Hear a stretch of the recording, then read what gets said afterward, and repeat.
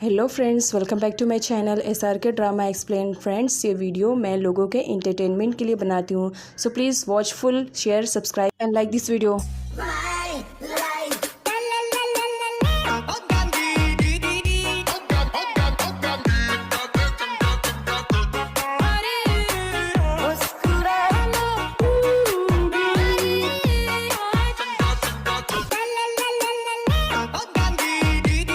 Part की starting Sai की चमची लैन से होती है। लैन बहुत ही ज़्यादा अपसेट दिखाई दे रही थी। नांग शिन के साथ वहाँ से जाती है और इस तरह लैन को अपसेट देखती है। तब वो उससे पूछने की कोशिश करती है, लेकिन लैन उन लोगों को इग्नोर करती है। शिन के थ्रू यहाँ पर नांग को मालूम पड़ता है कि लैन बहुत ही पुअर फैमिली से बिलोंग करती है। और इसी के साथ अगले सीन में लैन को दिखाया जाता है। लैन के पास इतने पैसे नहीं है कि वो न्यू शूज़ ले सके।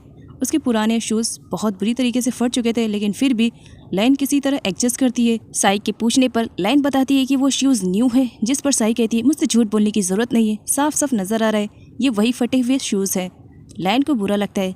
आगे साई को दिखाया जाता है जहाँ पर वो आर्चरी की प्रैक्टिस कर रही थी और इधर बॉयज़ भी आर्चरी की प्रैक्टिस कर रहे थे, क्योंकि गर्ल्स एंड बॉयज़ में कंपटीशन लगा है हार जीत का। इस बार साई भी प्लेयर की लिस्ट में टॉप पर थी, जिसे देख करके वो नांग को टीज करती है कि वो तो सबसे नीचे है, लेकिन नांग को बिल्कुल भी फर्क पड़ने वाला नहीं है।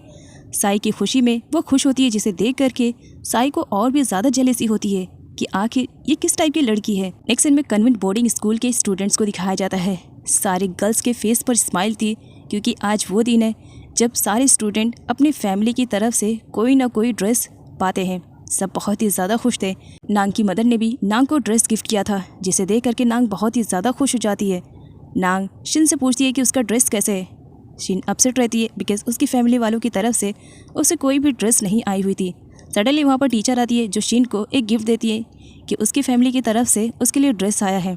ड्रेस देख करके सारे स्टूडेंट बहुत ही ज़्यादा खुश हो जाते हैं, क्योंकि सच में शिन की ड्रेस बहुत ही ज़्यादा ब्यूटीफुल थी। और यहीं पर ही नांग एक पास्ट का छोटा सा फ्लैशबैक याद करती है। एक्चुअली नांग को मालूम पड़ चुका कि थिप ही वो स्पॉन्सर है जो शिन की हेल्प कर रहा है। थिप ने नांग से प्रॉमिस लिया है कि वो इस बारे में शिन को कुछ भी नहीं बताएगी, और नांग ने भी प्रॉमिस दिया है कि इसके बारे में वो किसी को भी आइडिया नहीं होने देगी।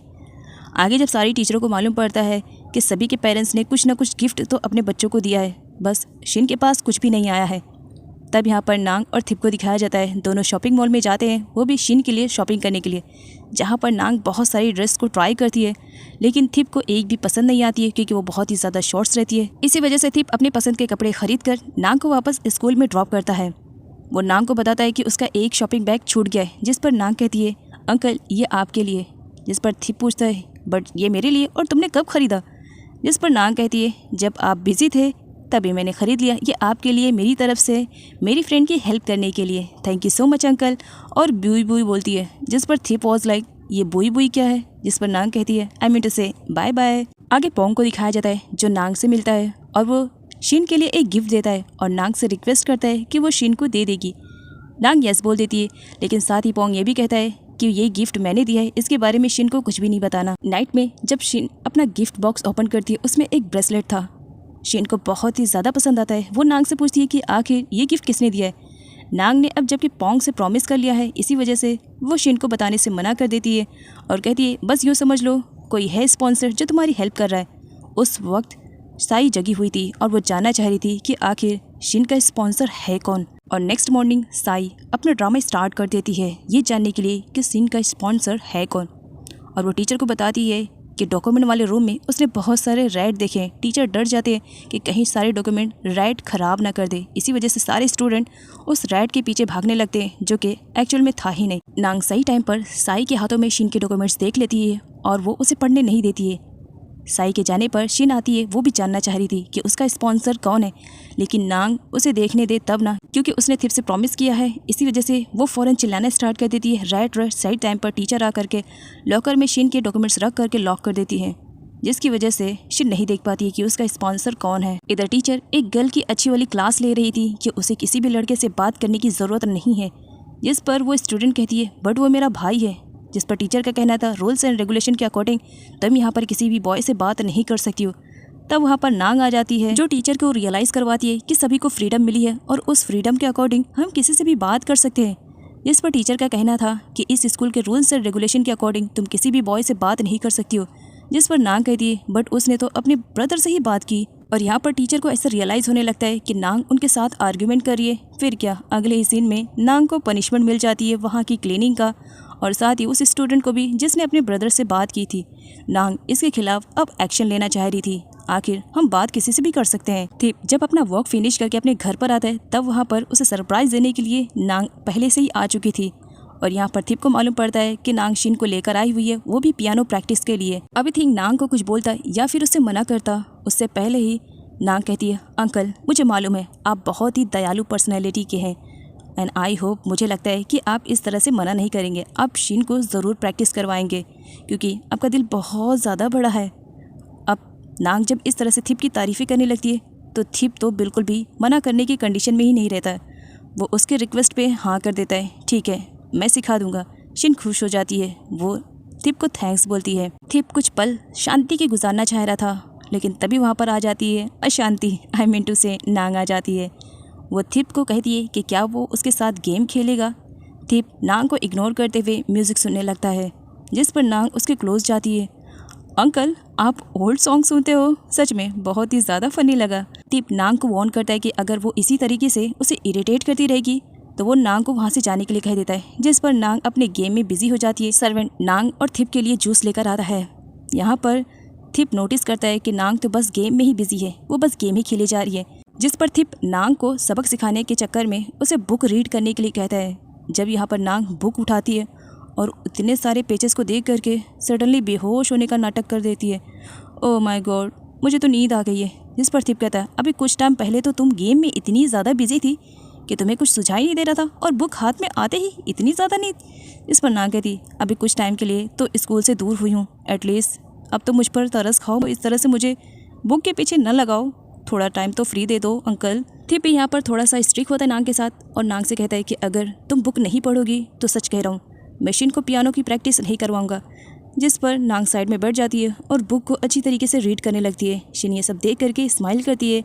नेक्स्ट मॉर्निंग थिप को दिखाया जाता है जो शिन से मिलने के लिए स्कूल में आता है, जहाँ पर वो शिन को एक गुड न्यूज़ देता है और उसे बताता है कि उसने पियानो टीचर का अरेंजमेंट कर दिया है, तो आज से उसे कहीं जाने की ज़रूरत नहीं है, वो स्कूल में ही पियानो की प्रैक्टिस कर सकती है। शिन बहुत ही ज़्यादा खुश होती है, उसके पैर तो ज़मीन पर रुकने का नाम ही नहीं ले रहे थे। अगले सीन में नांग और साई को आर्चरी प्रैक्टिस करते हुए दिखाया जाता है, जहाँ पर वो जैन को अपनी तरफ घसीटने लगते हैं कि जैन पहले उन्हें प्रैक्टिस करवाएगी, और इस चक्कर में बेचारी जैन के हाथ में मोच आ जाता है, जिसकी वजह से अब वो आर्चरी की प्रैक्टिस उन लोगों को नहीं करवा सकती थी। नांग जैन को मेडिकल रूम में लेकर आती है, जहाँ पर जैन के हाथों में पट्टी बन चुकी थी, और डॉक्टर के थ्रू यहाँ पर नांग और साई को मालूम पड़ता है कि अगले 2 हफ्तों तक जैन आर्चरी की प्रैक्टिस नहीं कर पाएगी और ना ही करवा पाएगी, जिसकी वजह से अब साई और नांग दोनों ही बहुत ही ज़्यादा परेशान हो जाते हैं। दोनों ही एक दूसरे पर इल्ज़ाम लगाने लगते हैं कि उनकी वजह से आज जैन की ये कंडीशन हुई, और दोनों एक बार फिर से सेम वैसी प्रैक्टिकल करने लगते हैं कि देखो तुम्हारी वजह से ऐसा हुआ। जिस पर जैन रिक्वेस्ट करती है, प्लीज़ मुझ पर तरस खाओ, इस तरह से मेरे दूसरे हाथ को भी तुम लोग कहीं मोच न दिला दो। अब जैन तो थी नहीं प्रैक्टिस करवाने के लिए, और उस ग्रुप में साई को थोड़ी आर्चरी आती थी, तो यहाँ पर वो नांग को आर्चरी प्रैक्टिस करवाने के लिए कहती है।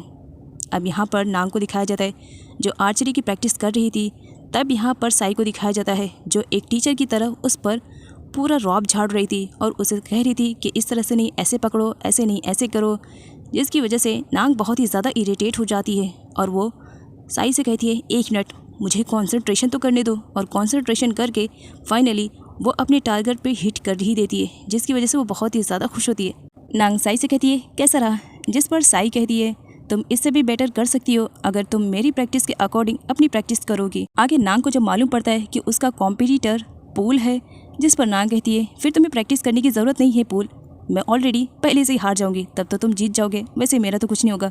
लेकिन वो साई तो एकदम से क्रेजी और पागल सी हो जाएगी क्योंकि उसे जीतने का भूत सवार है। नांग को देख करके उसके फ्रेंड भी वहाँ पर आ जाते हैं। सडनली वहाँ पर टीचर की एंट्री हो जाती है, जिस पर एलेक्सा कहती है टीचर आ गई हैं, जिस पर नांग कहती है वो तो मुझे भी दिखाई दे रहा है, लेकिन अब हमारा क्या होएगा ये सोचो। और उसके अगले सीन में सारे फ्रेंड को पनिशमेंट कंप्लीट करते हुए दिखाया जाता है। सारे के सारे स्टूडेंट को पनिशमेंट मिली है कि वो स्कूल की क्लीनिंग अच्छे से करेंगी, क्योंकि कन्वेंट बोर्डिंग स्कूल के भी कुछ रूल्स एंड रेगुलेशन है कि वहाँ की गर्ल्स बॉयज़ के सेक्शन में नहीं जा सकती हैं और ना ही बॉयज़ से बातें कर सकती है, और चारों ने रूल्स एंड रेगुलेशन को तोड़ा तो इसी वजह से पनिशमेंट मिली। आगे स्टूडेंट नांग से कहती है हमने इतना बड़ा भी क्राइम नहीं किया, सिर्फ लड़कों से बात ही तो की, इस पर नांग यस बोलती है। तभी वो टीचर को देख लेती है जो गुस्से भरी नज़रों से उन लोगों को देख रहे थे।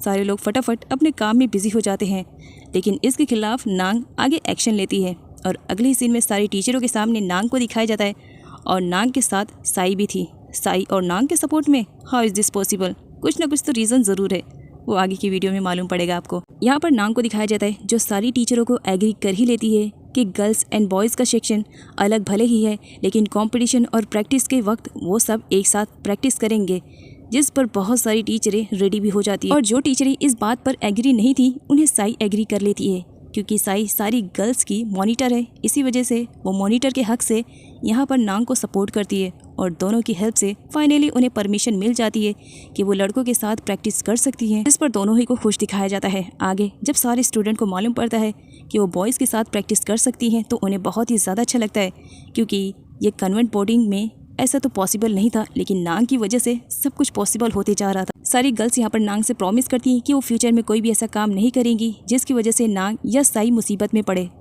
तब साई भी आ जाती है जो नांग को याद दिलाती है कि उसे अपना प्रॉमिस पूरा करना है, वो अपना प्रॉमिस भूले ना। आगे साई को नांग की टीचर बनते हुए दिखाया जाता है, वो भी आर्चरी सिखाने में। यहाँ पर वो नांग को बहुत ज़्यादा परेशान करती है आर्चरी सिखाने में। नांग ने प्रॉमिस किया है कि वो साई से आर्चरी सीखेगी, इसी वजह से साई ने उसकी हेल्प की है और साथ ही ये भी प्रॉमिस किया है कि वो इस गेम को जीतेगी। साई ये गेम जीतना चाहती थी, इसी वजह से वो यहाँ पर नांग की हेल्प करती है। साई आर्चरी की प्रैक्टिस करवाती है और नांग से कहती है, देखा मैंने कैसे किया है, अब तुम वैसे करो। और नांग यहाँ पर सो रही थी, वो बहुत बुरी तरीके से थक चुकी थी। साई उसे उठाती है और कहती है, इस तरह से सोना अलाउ नहीं है, प्रैक्टिस करो। नांग प्रैक्टिस करते करते बहुत बुरी तरीके से थक जाती है और उसे बहुत ही ज़्यादा गुस्सा आने लगता है, लेकिन फिर भी वो अपने आप पर कंट्रोल रखती है और प्रैक्टिस करना स्टार्ट करती है। इवन उसकी कंडीशन इतनी ज़्यादा ख़राब हो जाती है कि वो वहीं पर लेट जाती है और साई उसे उठाने लगती है, उठो अभी प्रैक्टिस का टाइम है, इतनी जल्दी तुम नहीं सो सकती हो। नाइट में बेचारी नांग के हाथों पैरों में बहुत ज़्यादा दर्द हो रहा था, क्योंकि उसने फर्स्ट टाइम इतनी ज़्यादा प्रैक्टिस की थी। तब वहाँ पर साई आती है और उसे मेडिसिन देती है, इसे अप्लाई कर लो, इससे आई थिंक तुम्हारा पेन कम हो जाएगा। वैसे फ़िक्र मत करो, मैं तुम्हारे लिए बिल्कुल भी अच्छी नहीं हूँ। एक्चुअली मुझे किसी भी कंडीशन में इस कंपटीशन को जीतना है, तो इसकी वजह से तुम्हारी कंडीशन तो मैं ख़राब होने नहीं दूंगी। साई फर्स्ट टाइम किसी की केयरिंग कर रही थी, जिसे देख करके मीना और लैन दोनों ही टोटली शॉक थे